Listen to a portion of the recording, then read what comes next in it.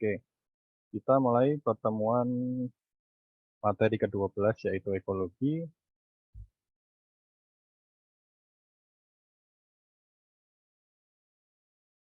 Capaian pembelajaran pada pertemuan ini yaitu subjek MK keempat. Itu mahasiswa mampu memahami sistem dan struktur tubuh organisme, tingkat tinggi, dan interaksi organisme dengan lingkungan. Kemudian CPMK kedua juga di sini ada mampu memahami peran penting biodiversitas dan interaksi makhluk hidup dengan lingkungannya. Nah, kita mulai dari sini dulu. Fenomena apa yang terjadi pada foto berikut? Silahkan ditanggapi. Menurut kalian, fenomena apa? Penyerbukan, Pak. Oke, bisa. Siapa yang menyerbukan?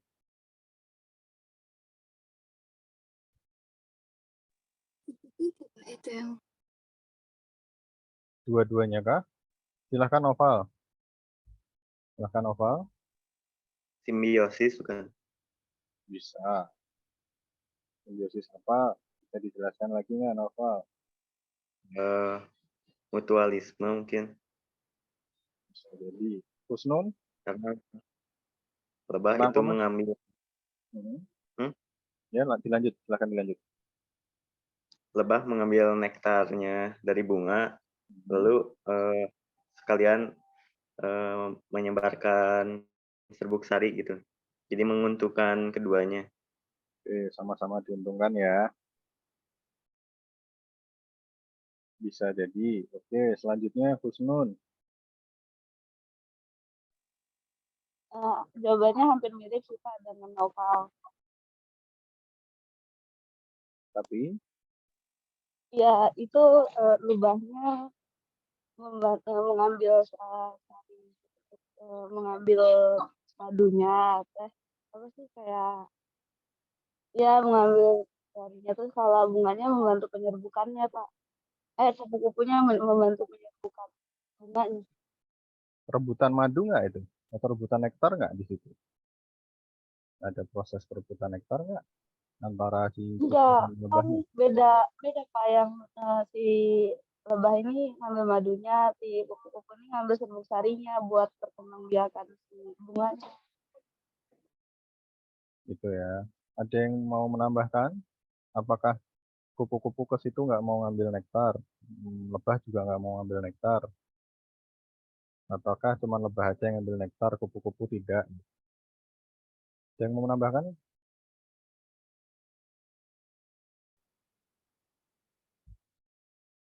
Ada yang mau beropini lain?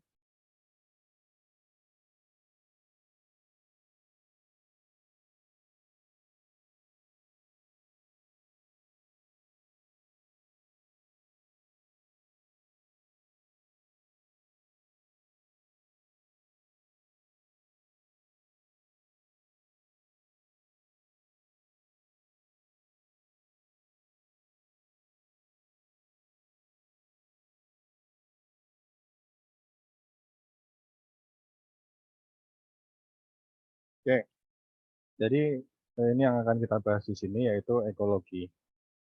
Ilmu yang mempelajari interaksi baik antara organisme di suatu habitat maupun interaksi organisme dengan lingkungannya.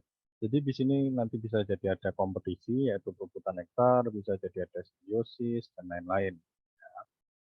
Jadi ekologi itu adalah ilmu yang mempelajari interaksi baik antar organisme di suatu habitat maupun interaksi organisme dengan lingkungannya. Di sini ada interaksi dan distribusi spesies. Apa itu faktor biotik dan apa itu faktor abiotik? Ada yang bisa menjelaskan nggak komponen biotik itu apa, komponen abiotik itu apa? Ada yang mau jelasin? Silahkan Husnun lagi.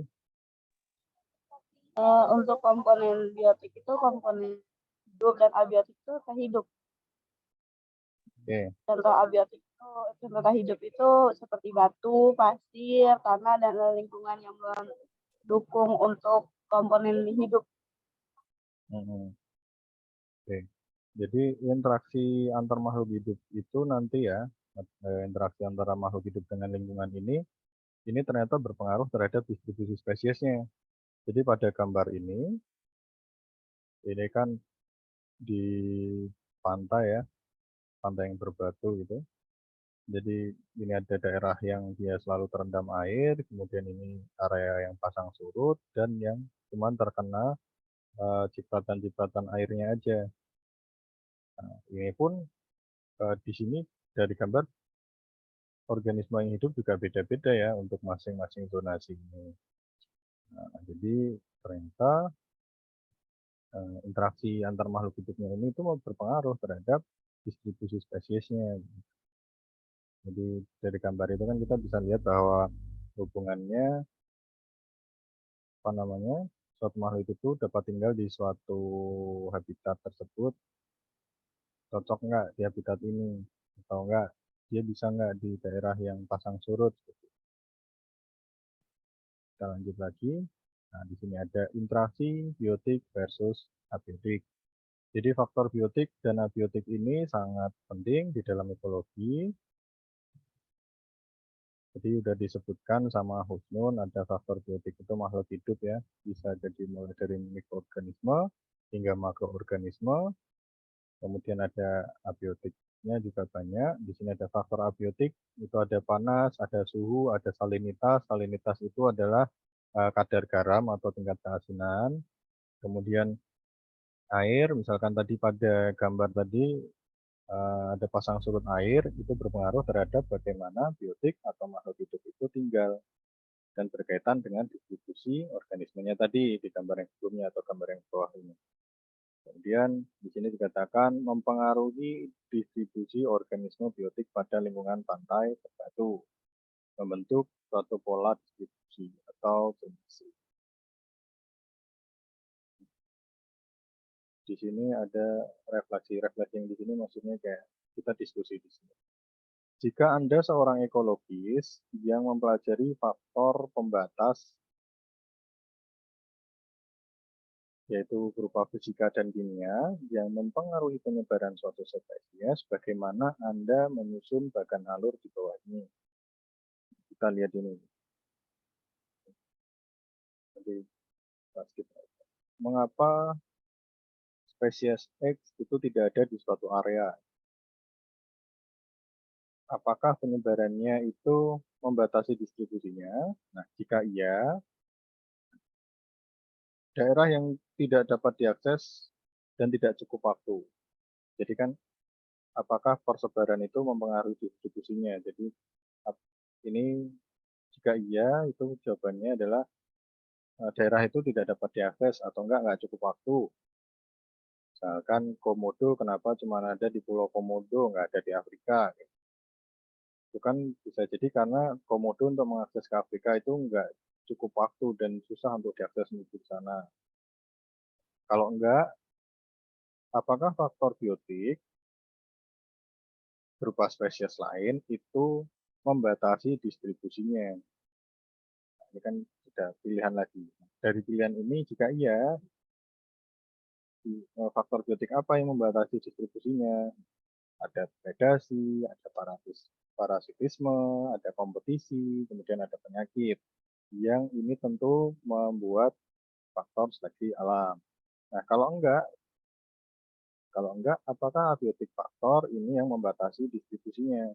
Abiotik faktornya apa aja di sini? Ada chemical factor dan ada physical factor atau faktor kimia dan faktor fisika. Nah, untuk faktor kimia di sini ada air tadi sudah dibahas, ada oksigen, ada salinitas, ada pH, ada kerugian tanah. Jadi dari suatu habitat dilihat dari aspek kimianya. Kemudian dari aspek fisikanya ada suhu, ada cahaya, kemudian ada tanah, struktur tanah di sini, ada air dan ada kelembapan dan lain-lain. Kemudian ada struktur tropik. Di sini kita akan membahas tropik level. Tropik level itu apa? Tropik level itu adalah urutan atau tingkat pemanfaatan pakan atau material dan energi yang biasanya itu kan selama ini kita sudah pelajari itu misalkan jadi seperti rantai makanan atau jaring-jaring makanan. Suatu ekosistem memiliki dua properti utama, yaitu aliran energi dan siklus kimia. Jadi kan energi matahari yang datang ke bumi ini hanya dapat diserap oleh tumbuhan atau organisme lain yang memiliki kloroplas. Pada bagian yang ini, pada pertemuan sebelumnya kita sudah sempat bahas, sudah sering kita bahas juga mengenai di sini ada siklus kimia dan aliran energinya. Silahkan jika ada yang mau menjelaskan, saya tunggu. Saya perbesar dulu. Silahkan ada yang mau volunteer untuk menjelaskan tentang aliran energi dan siklus kimianya di sini. Ini udah pernah nih. Saya tunggu. Atau saya tunjuk.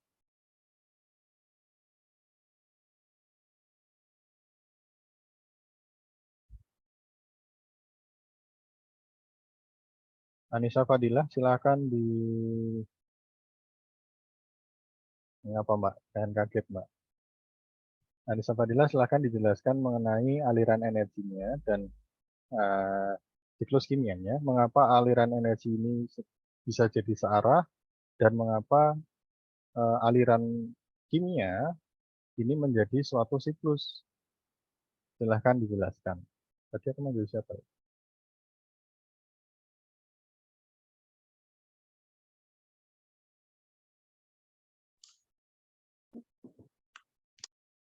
Belum terlalu paham, Pak. Waduh, kok belum paham? Ini udah pernah loh. Oke, Anissa Fadilah belum paham. Saya panggil yang lain. Kayla Amanda.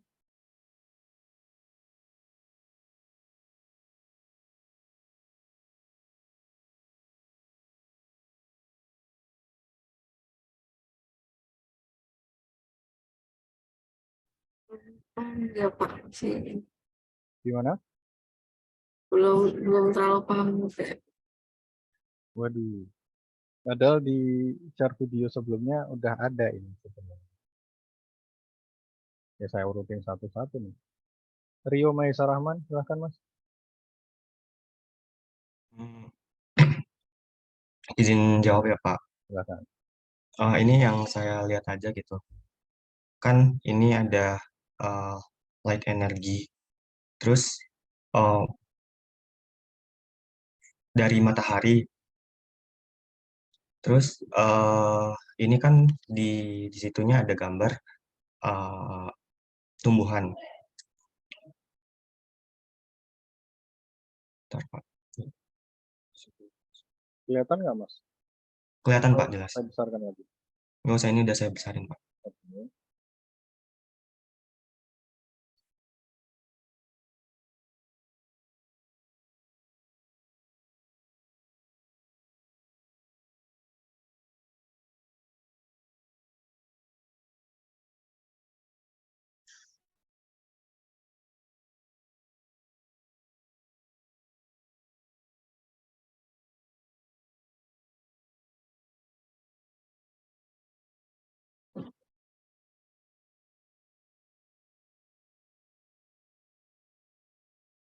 Itu bantuan teman yang lain Mas. Oh, ini Pak, ada Danang tuh. Oke, silahkan. Danang mau bantu nggak? Izin menjawab Pak. Nah, Silakan. dilihat dari gambar itu kan ada cahaya matahari. Nah, cahaya matahari itu diubah oleh si pohon ini. Pohon ini sebagai produsen. Nah, kemudian si produsen ini menghasilkan makanan Pak untuk si ulat. Nah, kemudian si ulat itu memakan pohonnya dan terjadilah apa Pak? Perpindahan energi atau perubahan energi dari matahari ke tumbuhan, lalu ke konsumen, Pak. Udah.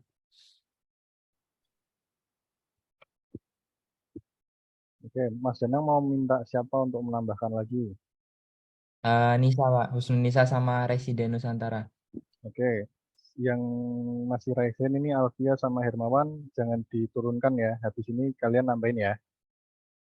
Silahkan yang di-mention sama Mas Danang, Husnun sama Presiden Nusantara, silahkan.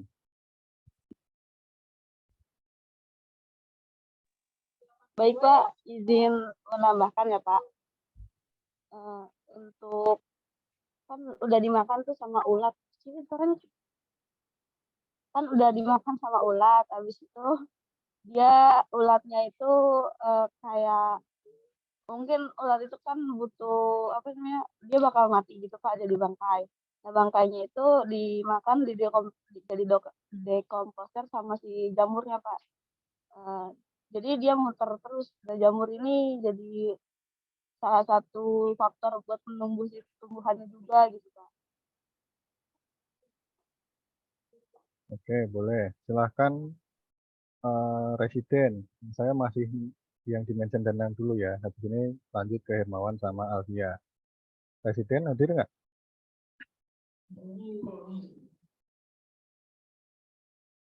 Iya Pak, hadir Pak. Oke, silahkan Mas.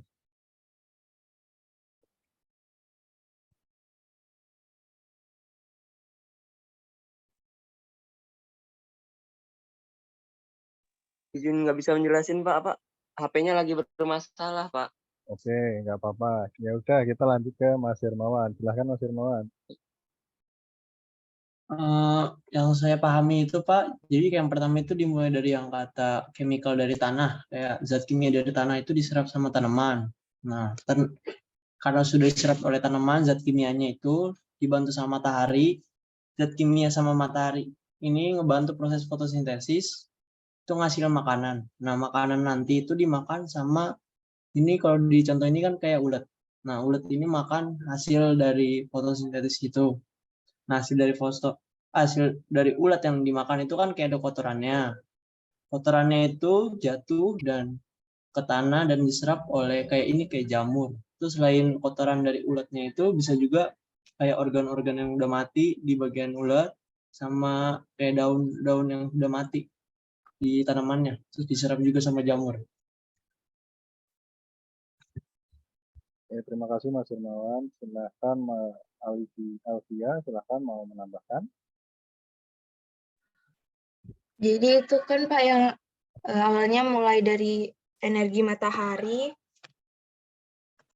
energi cahaya yang berasal dari matahari, kemudian energi tersebut diubah oleh tumbuhan menjadi energi kimia yang disimpan dalam makanan.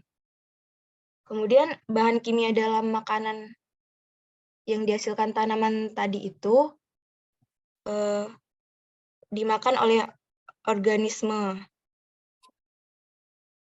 yang memakan makanan tersebut. Kemudian organisme tersebut akan dipecah oleh dekomposer dan kembali ke bahan kimia dan diserap oleh tanah. Kurang lebih seperti itu, Pak. Oke. Semuanya sebenarnya juga udah bagus. Oke, saya tambahkan sedikit. Yang di sini kan sebenarnya kan kalian hanya membaca siklusnya, tetapi belum menjawab pertanyaan mengapa energy flow ini cuma searah, sedangkan chemical ini menjadi suatu siklus. Nah, tadi kalau energy flow, kita bisa lihat di sini nih, energi cahaya yang datang diproses oleh tumbuhan melalui fotosintesis menghasilkan energi yang berupa gula bisa jadi atau dan lain-lain itu yang hasil fotosintesis P6H12O6. Nah, itu digunakan ditransfer dari tumbuhan menuju ke organisme konsumen pertama di sini. Lalu dari sini digunakan untuk beraktivitas dan melepaskan panas. Sehingga di sini tidak ada siklus lagi. Dari sini ke matahari itu kan nggak ada. Lupa kursornya belum. Jadi dari cahaya kemudian ke tanaman, kemudian ke ulat dan lepaskan kalor. Nah, kalor yang ini kan nggak bisa ditransfer ke matahari lagi. Kemudian dari matahari diputerin lagi ke sini kan nggak bisa. Jadi ketika dari matahari sampai ke ulat dan akhirnya ulat digunakan untuk beraktivitas dan melepaskan energi lagi, ini tidak bisa balik ke sini lagi. Itu mengapa dia dikatakan aliran energinya ini cuma searah. Sedangkan pada siklus kimia, tadi kalian semua juga sudah menjelaskan dengan sangat baik, unsur hara yang di tanah ini atau kimia di tanah digunakan sebagai bahan fotosintesis, kemudian menghasilkan senyawa kimia juga yang digunakan oleh konsumen untuk dimakan, kemudian konsumen mengeluarkan kotoran atau apapun itu, atau mungkin serasah sisa-sisa dari tumbuhan ini jatuh ke tanah, kemudian oleh jamur dan bakteri diuraikan dari senyawa kompleks menjadi senyawa lebih sederhana, dan ini nanti digunakan lagi oleh tanaman untuk berfotosintesis lagi, sehingga kimiawi ini menjadi suatu siklus. Bagi tadi yang masih belum paham, yang saya sebut pertama, silahkan dipahami lagi dan silahkan belajar untuk bagaimana membaca diagram, minimal baca diagramnya dulu. Kalau misalkan tadi masih belum bisa sampai membahas energy flow ini kenapa searah atau enggak, mengapa chemical ini menjadi suatu siklus, itu enggak apa-apa. Minimal awal itu kalian bisa dulu menerjemahkan suatu diagram menjadi suatu narasi. Sehingga nanti kalau ada tugas-tugas atau enggak ada soal yang bentuknya gambar dan kalian harus menjelaskan atau menjelaskan menggunakan gambar, kalian sudah bisa karena di otak kalian sudah terangkum, sudah pernah tercatat bagaimana siklus ini bekerja, atau enggak dari narasi menjadi gambar suatu siklus atau dari suatu diagram seperti ini menjadi suatu narasi. Itu ya harapannya seperti itu. Jadi nanti kalau ada soal-soal esai, kalian lebih mudah untuk mengerjakan.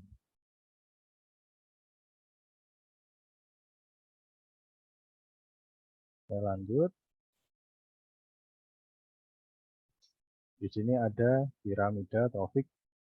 Nah, di sini namanya juga piramida, berarti dari bawah itu besar dan semakin ke atas dia semakin kecil. Nah, piramida trofik ini merefleksikan transfer energi dan biomasa dengan efisiensi yang sangat rendah. Biomasa itu apa? Biomasa itu adalah material yang berasal dari organisme hidup yang meliputi tumbuhan, hewan, dan produk sampingannya seperti sampah dan lain-lain gitu. Itu namanya biomasa. Kemudian di sini ada persentase energi yang ditransfer dari satu level trofik ke trofik yang lain. Jadi ini kan ada satu trofik kedua, dan seterusnya. Efisiensinya itu 10%. Kita bisa lihat di sini. Dari cahaya matahari itu energinya 1 juta joule atau 1000 kilojoule. Kemudian dari matahari ditransfer menuju ke tumbuhan ini hanya bisa menggunakan 10.000 joule. Berarti ini 10% dari cahaya matahari. Kemudian ada primary consumer atau konsumen pertama, di sini hanya menggunakan 1000 joule. Berarti ini ada 10% dari yang diperoleh tumbuhan. Nah, kemudian ada secondary konsumennya, dapat 100 joule aja, sama ini 10% aja dari primary konsumennya. Kemudian ada tersiernya, konsumen tersiernya cuma 10 joule. Jadi kalau misalkan ada yang di atasnya tersier konsumen ini, dia cuma dapat 1 joule. Ada yang di atasnya lagi berarti tinggal 0,1 joule dan seterusnya dan seterusnya dan seterusnya, sehingga dia yang energi yang didapat akan sangat sedikit karena efisiensinya hanya 10%. Kenapa begitu? Karena di sini kita bisa lihat di sini ada heat is lost from the ecosystem. Jadi memang ada panas yang dilepaskan oleh tubuh dari hasil metabolisme atau produk sampingan dari metabolisme yang berupa panas yang dilepaskan ke lingkungan. Kemudian ini rantai makanan, kalian sudah sama-sama paham. Rantai makanan ini terjadi transfer energi kimia di dalam tanaman. Produsen primer melalui herbivora, konsumen primer ke karnivora, sekunder sampai ke pengurang. Gimana Berliana? Posisi organisme di dalam suatu rantai makanan disebut tingkat trofi. Jadi di sini ada tanaman, ini yang di darat ya, misalkan yang ini yang di laut. Nah, primary producernya di sini ada tanaman, kemudian di sini ada fitoplankton. Jadi kata fito di depan kata plankton ini menunjukkan bahwa ini adalah plankton yang berupa tumbuhan atau yang dia dapat berfotosintesis. Kemudian di sini ada herbivornya sama, kemudian ada karnivoranya, ada karnivora lagi, dan ada karnivora lagi. Dan tetapi di sini kan kita jarang sekali terjadi hanya satu rantai makanan ya, maksudnya lurus gini aja enggak. Biasanya agak berkelok-kelok atau enggak ada opsi-opsi lain. Ya beda halnya ketika kita sebagai manusia, itu kan kita juga memilih-milih menu makanan. Jadi ada kemungkinan bahwa suatu organisme itu memilih makanan yang lain. Nah, makanya dari beberapa rantai makanan itu bisa terus bersatu, jadi sebuah jaring-jaring makanan seperti ini. Jadi kalian sudah sangat bisa menjelaskan karena jaring-jaring makanan maupun rantai makanan itu sudah kalian temui dari IPA SD. Nah, lalu kita masuk ke tingkat trofik 1. Tingkat trofik 1 ini adalah makhluk hidup yang autotrof, atau dia dapat memproduksi makanan sendiri atau produsen. Ini ada organisme fotosintesis, contohnya ada tumbuhan, ada alga, dan ada prokariot fotosintetik. Posisinya posisinya di sini kita lihat ada chemical cycling, ada energy flow. Jadi energy flow-nya dari matahari ke produsen. Nah, Ini tak cabut. efisiensinya tadi cuma 10%, sisanya merupakan panas yang dilepas. Jadi produsen ini juga melepas panas. Kemudian energi dipindahkan ke konsumen primer, kemudian ke detritus juga, kemudian ada ke secondary dan terusnya, dan ada decomposer ini yang untuk transfer energi. Jadi tidak terbentuk siklus, sedangkan untuk yang chemical cycling dari produsen ini bisa langsung ke mana ini? Langsung muter aja, jadi bisa ke konsumen pertama, bisa langsung ke detritus kalau misalkan dia mati. Kemudian ada konsumen sekunder juga bisa ke detritus, primary konsumen juga bisa ke detritus, bisa ke decomposer juga, dan seterusnya sehingga terbentuk suatu siklus. Kemudian tingkat trofik kedua. Tingkat trofik kedua ini umumnya diisi oleh konsumen di sini atau makhluk hidup heterotrof. Nah, bergantung secara langsung atau tidak langsung terhadap keluaran dari produsen primer. Jadi bergantung secara langsung atau tidak langsung. Kalau misalkan dia bergantung secara langsung, berarti kayak di sini ada konsumen primer. Jadi dia bergantung langsung terhadap produsen. Sedangkan yang tidak bergantung secara langsung kepada produsen, ini di sini ada secondary atau tersiernya. Nah, ini meskipun dia tidak langsung bergantung kepada produsen, tetapi dia tetap bergantung kepada konsumen primer, gitu kan dari sini. Konsumen primer di sini isinya herbivore yang memakan tumbuhan dan produsen primer lain. Kemudian ada konsumen sekunder, itu ada karnivora yang memakan herbivora, kemudian ada konsumen tersier, karnivora yang memakan karnivora lain. Ini trofik kedua. Kemudian ada trofik ketiga, di sini ada decomposer. Decomposer ini adalah kelompok lain heterotrof. Decomposer itu apa? Konsumen yang mendapat energi dari detritus. Detritus itu apa? Detritus itu adalah material organik. Jadi ini bisa kotoran dan lain-lainnya. Kemudian di sini ada contohnya, ada prokariot dan bumi yang dia mensekresi enzim yang dapat mencerna material organik. Ini ada pertanyaan lagi.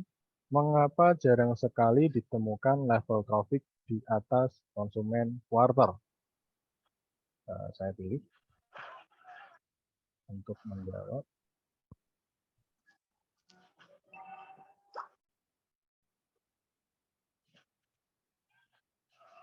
Jessica Manalu, silahkan.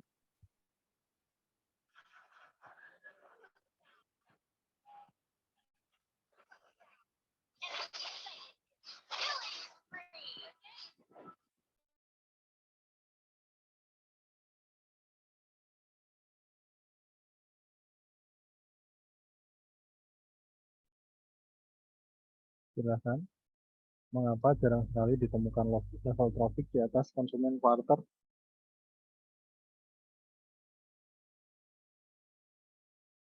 Silakan ditanggapi. Atau mau call of friend gitu.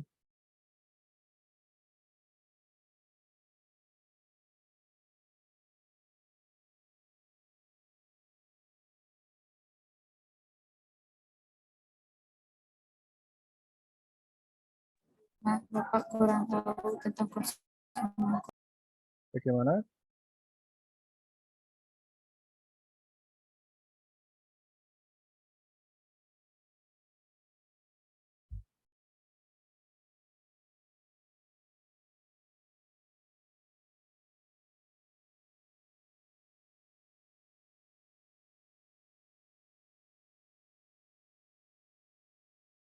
Sebentar, Bapak.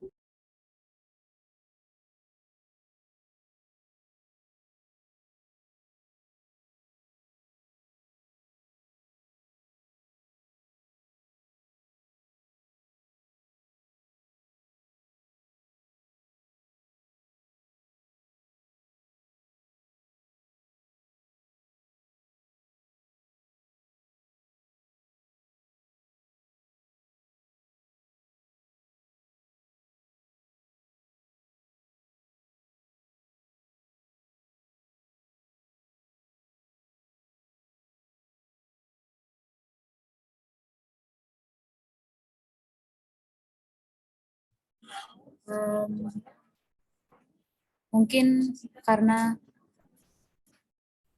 mereka ada konsumen quarter adalah hewan terakhir yang pemakan yang paling banyak.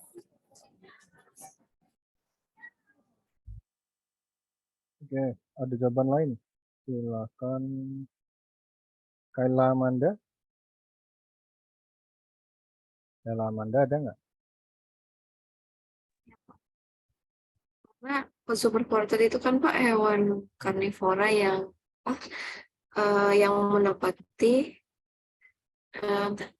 menempati tingkatan puncak. Jadi nggak ada lagi yang memakan karnivora di atas consumer quarter tuh nggak ada lagi, jarang. Karena dia udah di puncaknya. Iya, mengapa dia di puncak makanan?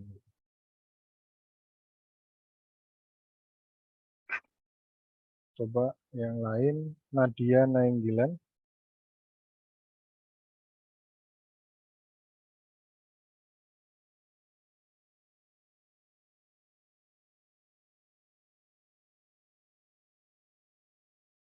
Nadia Nainggolan ada nggak?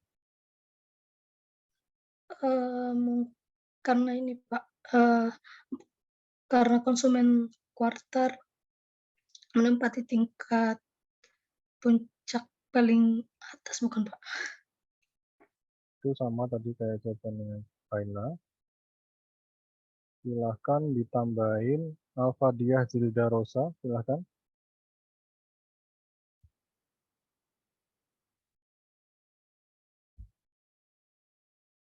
Alfadiah Zilda Rosa, silahkan ditambahin jawabannya dari teman kamu tadi.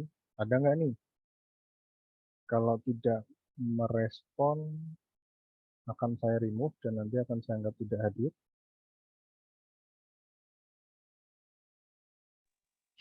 Ada Pak. Silahkan.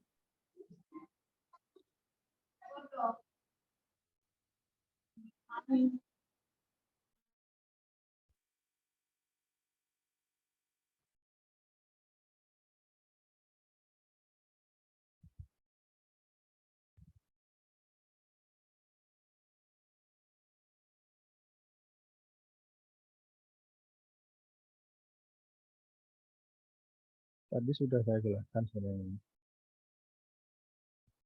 Barusan Bang.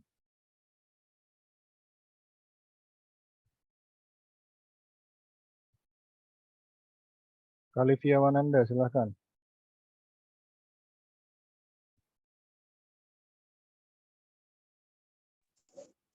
Iya Pak. Silahkan. Mengapa jarang sekali ditemukan level traffic di atas konsumen quarter? karena energinya sedikit. Bisa. Jadi itu jawaban yang tadi sudah ada di pemaparan depan ya. Jadi memang itu jawaban yang diharapkan. Tadi karena efisiensi energinya dari masing-masing topik itu kan cuma 10%. Jadi anggaplah dari cahaya tadi 1 juta joule, yang diterima oleh tumbuhan itu hanya 10%-nya, kemudian yang diterima oleh zooplankton atau enggak primary ini cuma 10%-nya, kemudian yang diterima oleh secondary-nya ini cuma 10%-nya lagi, kemudian yang ini yang di sini. Nah, ini. Energinya semakin besar, semakin kecil. Ini udah tertiary. Tertiary itu cuma 10 joule. Maka kalau ada yang di atasnya lagi, dia cuma dapat 1 joule transfer energinya. Ada di atasnya lagi, dia cuma dapat 0,1 joule. Di atasnya lagi dapat 0,01. Oke, terima kasih Kalivia. Nah, di sini ada model pertumbuhan populasi. Nah, masuk ke model pertumbuhan populasi. Jadi, di sini yang pertama ada model pertumbuhan eksponensial. Di matematika kalian sudah kenal yang namanya grafik kurva linier, grafik linier, kemudian yang ini namanya kurva eksponensial. Jadi eksponensial itu berarti biasanya bisa jadi dari pesanan kuadrat dan lain-lain begitu. Pada kurva ini atau pada pola model pertumbuhan ini, dia memiliki akses terhadap makanan yang limpah, kemudian dapat bereproduksi pada kapasitas fisiologisnya dan mengalami kondisi ideal dan akan meningkat jumlahnya tanpa ada pembatas. Gitu. Jadi maksudnya eksponensial di sini, dia akan tumbuh terus tanpa ada pembatas. Makanya di sini bisa dilihat, misalkan lagi population size-nya atau disimbolkan sebagai n, terus number of generation ini bisa jadi grafik waktunya, dn per dt dengan rasio 1:1,0n, kemudian yang dn per dt di sini yang merah itu 0,5n, maka di sini kan yang biru ini jauh lebih cepat pertumbuhannya dan akan semakin tinggi population growth-nya. Nah, tapi kalau misalkan kita berbicara seperti itu, maka di alam itu kita akan sangat susah untuk menemui kondisi yang sangat ideal sehingga ini tumbuh terus tanpa berkurang gitu. Maka akan muncul model pertumbuhan yang selanjutnya yaitu model pertumbuhan logistik. Pada pertumbuhan logistik ini di sini ada faktor penghambatnya itu. Jadi di sini ada pembatasnya sehingga dia nggak jadi kurva tanpa batas ke atas terus gitu. Nah, yang menjadi pembatas di sini apa ya? Di sini ada daya dukung sebagai pembatas jumlah populasi maksimum. Kan nggak mungkin di suatu wilayah itu daya dukungnya ada terus. Gitu. Daya dukung itu apa sih? Misalkan nanti muncul pertanyaan, apa itu daya dukung? Daya dukung itu adalah kemampuan lingkungan untuk mendukung kehidupan manusia atau makhluk hidup gitu, dan keseimbangan antar keduanya. Jadi ini supply-nya. Contoh Kak itu energi, jadi source energinya. Kemudian penampungan, bisa wilayahnya, luas wilayahnya. Kemudian tempat berlindung dari predator. Kemudian ketersediaan nutrisi, air, dan tempat yang bersarang yang sesuai. Ini kan nggak beda ketika kita mau membiarkan ikan, misalkan ikan cuma kita pakai gelas aqua kecil, tapi kita ingin membiarkan menjadi 1000 ekor ikan di cuma satu gelas yang kecil, itu tentu nggak mungkin karena daya dukungnya kurang.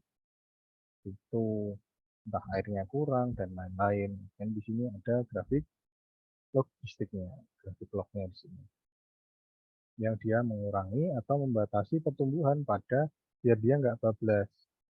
Jadi kurva eksponensial yang tanpa batas. Di sini jadi ada cutting line-nya, di sini ada garis pembatasnya, di sini yang merah, yaitu dengan mengurangkan dengan angka tertentu. Nah, kita refleksi lagi. Ini ada pertanyaan lagi. Bayangkan diri Anda sebagai seorang ekologis yang bertugas dalam menjaga habitat spesies dan alam liar. Anda ingin meningkatkan populasi spesies yang terancam punah dengan bertugas untuk meningkatkan daya dukung lingkungannya. Apa yang Anda bisa lakukan untuk mencapai minat? Jadi kalau misalkan kalian ingin meningkatkan populasi spesies, jadi ini kan berhubungan dengan konservasi ya. Jadi ketika kita ingin mengkonservasi suatu ekosistem dengan keanekaragaman hayati di dalamnya, maka kita akan perlu untuk meningkatkan daya dukungnya. Itu tugas kita. Nah, agar spesies tersebut tidak punah misalkan. Apa yang bisa kalian lakukan untuk mencapai hal tersebut? Contoh-contoh tindakan yang bisa dilakukan atau upaya-upaya apa yang sudah dilakukan untuk meningkatkan daya dukung lingkungan untuk tetap dapat mensuplai atau membuat makhluk hidup tersebut tidak punah. Ada yang mau menjawab?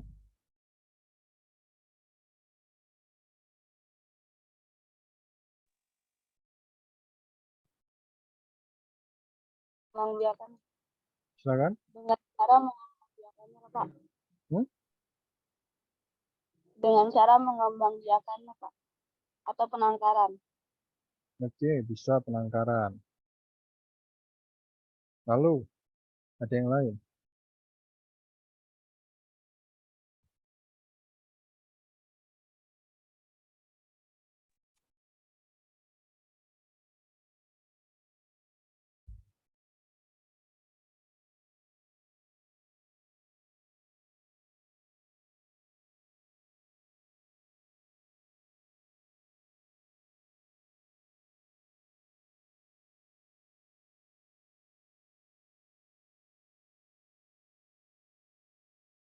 Ada yang mau menjawab lagi? Atau saya panggil lagi? Izin menjawab, Pak. Oke, silakan. Itu salah satu contoh upayanya itu membuat penangkaran, Pak. Oke, salah satu upaya membuat penangkaran. Boleh, Rio. Eli Berema. Kayak sesuai dari tabel ya Pak, kita harus ningkatin carrying capacity-nya. Jadi kan tadi di slide sebelumnya K itu dari pasokan energi, pasokan energi sama tempat lingkungan untuk bertahan dari predator. Jadi predatornya bisa dikurangin. Terus makanannya untuk hewannya ditingkatin, gitu Pak. Bisa. Jadi kayak pembuatan taman nasional itu juga cukup membantu ya. Jadi di situ kan semua dikonservasi, baik dari floranya maupun faunanya, sehingga harapannya ekosistemnya masih terjaga, sehingga selalu ada daya dukungnya, selalu ada gitu, enggak yang lama-lama habis. Kalau misalkan kita mengikuti grafik yang ini, yang biru, maka dia naik terus kan lama-lama pasti pasokan energinya dan lain-lainnya nggak cukup, atau enggak habitatnya nggak muat.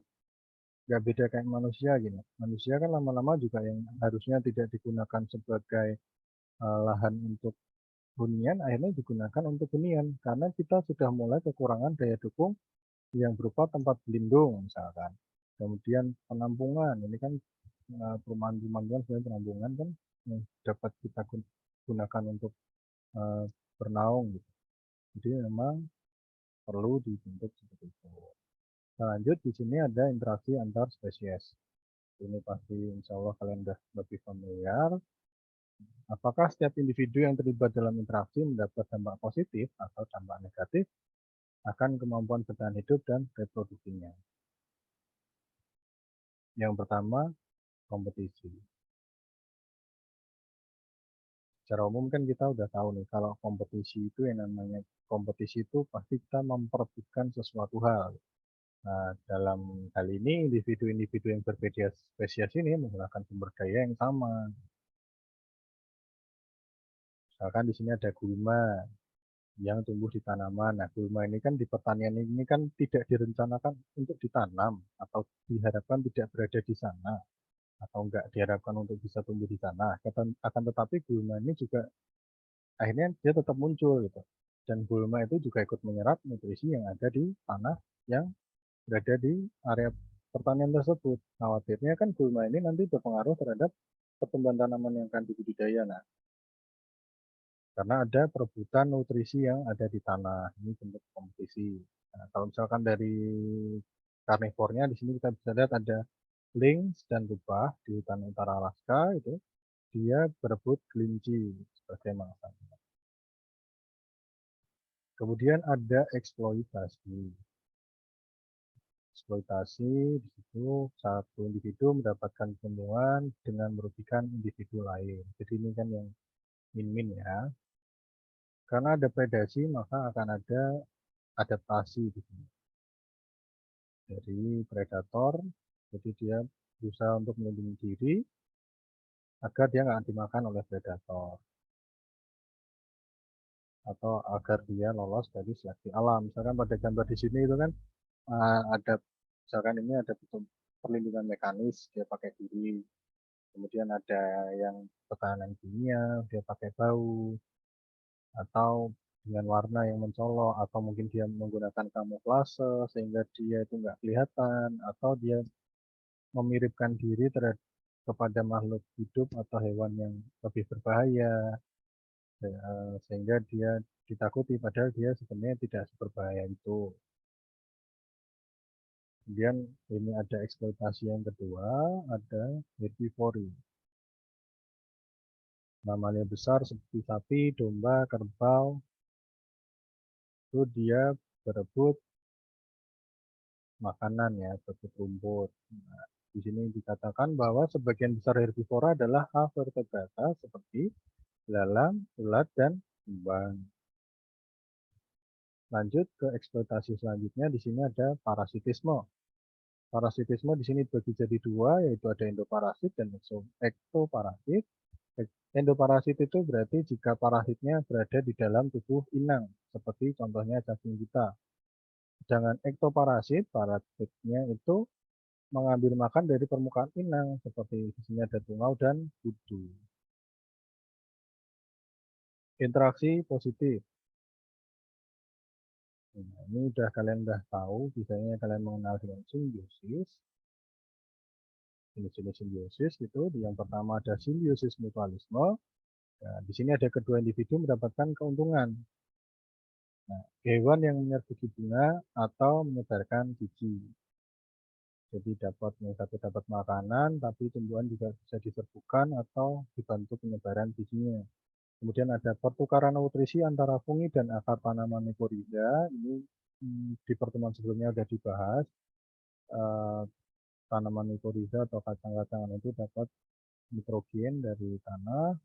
Kemudian ada fotosintesis alga uniseluler pada koral. Lalu ada interaksi positif kedua. Satu individu mendapatkan keuntungan, individu lain tidak untung dan tidak rugi. Kalian sudah mengenalnya dengan simbiosis komensalisme. Contohnya misalkan ada bunga liar yang tumbuh di bawah kanopi hutan. Bunga liar itu terlindungi dari cahaya matahari, namun pohon tidak mendapatkan keuntungan atau kerugian dalam reproduksi dan kemampuan bertahan hidup. Ini ada contoh lagi, kerbau dan burung buntul. Nah, biasanya kita kalau di contoh-contoh kalau ada gambar kerbau biasanya kan dia di mutualisme ya. Tapi di sini kita melihatnya dari sudut pandang yang lain. Di sini kayaknya contohnya burung buntulnya ini pemakan serangga. Jadi ketika si kerbau ini makan, otomatis ketika dia menggigitkan serangga-serangga atau belalang-belalang, entah jangkrik yang ada di sekitar sini, nanti akan melompat-lompat nih, atau dia berpindah tempat. Karena dia daripada dia kemakan oleh kerbau kan otomatis secara insting serangga tersebut akan berterbangan atau melompat gitu, dari satu tempat ke tempat lain. Nah, ini membantu burung buntul untuk dapat lebih mudah mencari serangga tadi. Kan serangganya jadi lebih kelihatan. Si kerbau nggak untung, nggak rugi, karena dia juga nggak makan serangga, dia cuma makan rumput, dia tidak berebut rumput dengan burung buntul, akan tetapi burung buntul ini dapat keuntungan dari kerbau ini, karena si serangga yang tadi sudah berterbangan atau melompat dari tempat satu ke tempat lain, ini lebih mudah ditemukan oleh burung buntul. Ini slide terakhir.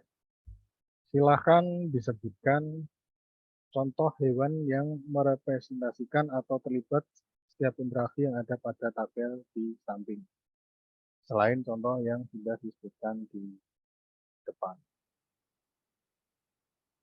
Kompetisi, siapa yang mau menjawab contoh lain dari kompetisi?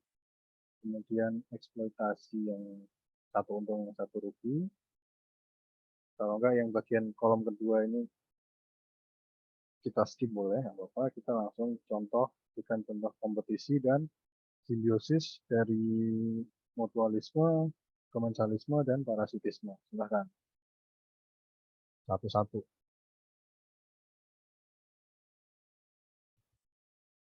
Silakan Mas Hermawan. Mutualisme, Pak. Oke.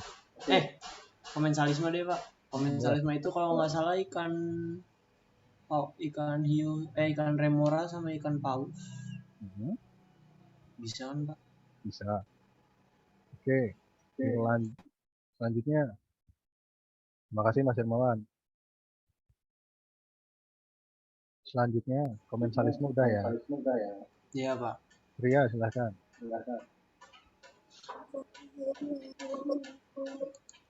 Singa dan hyena yang bersaing mendapatkan mangsa yang sama di habitatnya. Oke, boleh. Silakan yang lain, ini masih ada mutualisme dan masih ada parasitisme. Danang, silakan. Oh, tadi udah dijawab Tri ya Pak, nanti ganti lagi ya Pak. Ya, boleh milih yang lain. Oh, iya Pak. Pak izin menjawab. Silakan. Salah satu contoh parasit itu ada namanya parasit insidental. Nah, parasit insidental itu contohnya cacing cipta biji ketimun dan Didium salimun itu sebagai cacing dewasa biasanya terdapat dalam inang. Jadi dia kayak mengembangkan dirinya tapi merugikan si inangnya, Pak. Oke. Ada yang lain? Maaf ya Pak, nggak. Ya. Sinyalnya tuh. Oke, nggak apa-apa Mbak. Ada yang mau menjawab lagi? Danang masih mau jawab, itu masih Raisa. Yang mutualisme udah dijawab belum Pak? Mutualisme tadi belum. Belum Pak. Mutualisme belum. Mas Hermawan tadi komensalisme. Ya udah Pak, saya yang mutualisme. Nah, misalnya ikan badut sama anemon Pak. Itu simbiosis mutualisme. Nah, ikan badut itu bisa tinggal di anemon dan dia terlindungi dari predator. Sedangkan anemon itu mendapatkan manfaat dari si ikan badut ini, yaitu memakan kotoran-kotoran yang menempel di anemon atau parasit di anemon, Pak. Oke, bagus sekali. Oke, udah nih habis materi.